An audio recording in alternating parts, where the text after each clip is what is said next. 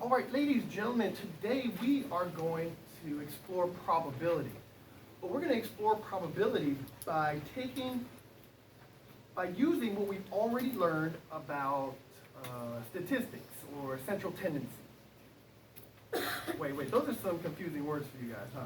I know you've heard me use them, but what do I mean by central tendency? I got a couple of volunteers that remember. Hudson.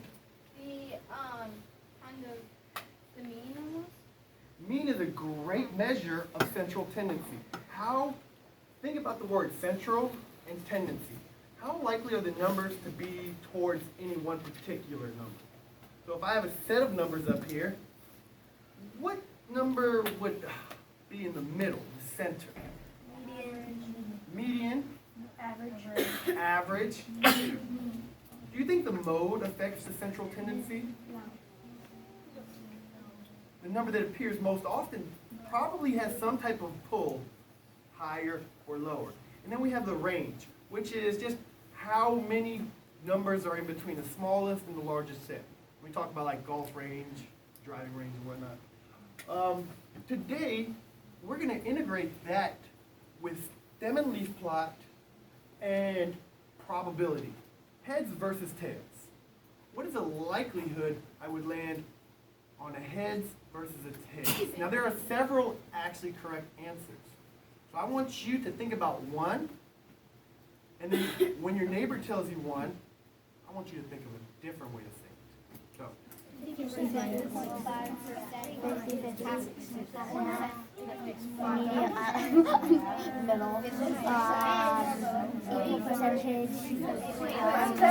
That's not Hear my voice tap one time. Equal distance. What? Hear my voice tap Equal one time. difference. Thank you.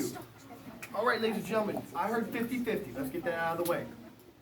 What is another way we could say the likelihood of landing on heads versus tails? Hudson? 5/10, or as Wyatt says, 0.5. Oh, that's two different ways you mentioned there. 50%. 50%. 1/2. 3/6. I love it. Equal percentage. I like that. Let's not go through the range of equivalent fractions for 1/2. But I do love you thinking about it like that. 50 It's a yes, what actually 50 hundredths. Okay, look like. 50, that would be 50 hundredths or 5. Or That's the same. 5 tenths.